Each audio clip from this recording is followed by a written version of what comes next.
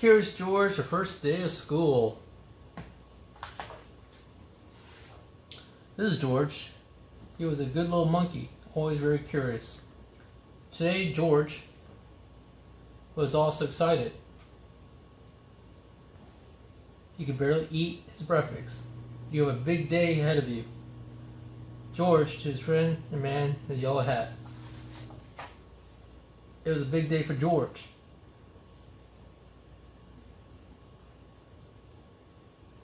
It was the first day of school. He had been invited to a special helper.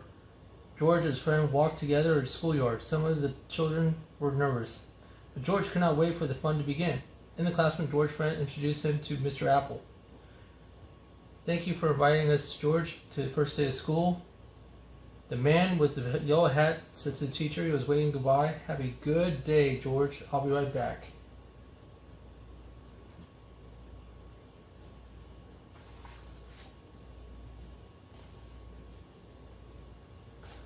The children were excited to have a monkey in his class. George is going to be a very special helper, Mr. Apple told him, and he was a helper. It was a story time. George held the book. At math time, the children could count on George.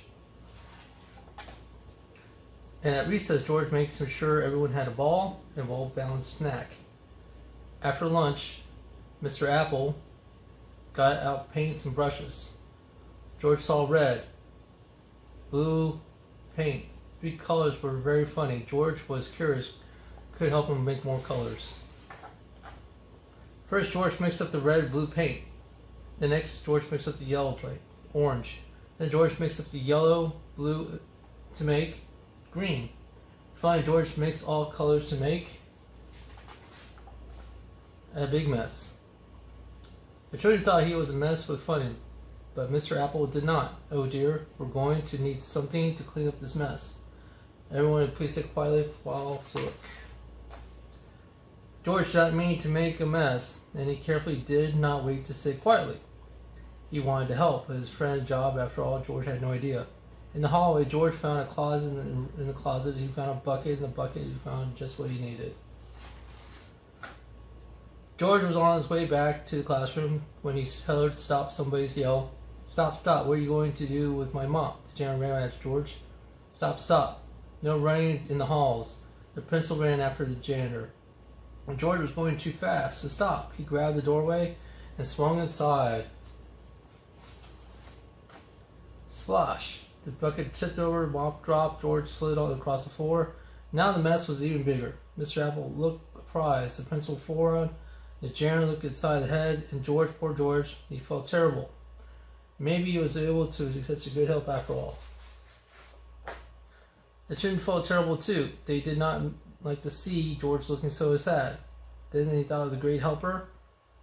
Now they wanted to help him. So all the children lent a hand and so some feet.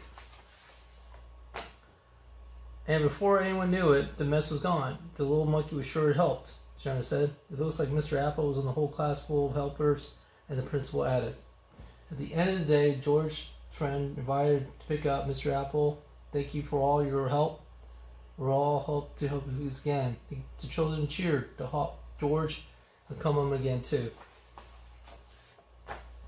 George waved goodbye to his new friends. What a great day it had been. He could not wait for them to come back to school.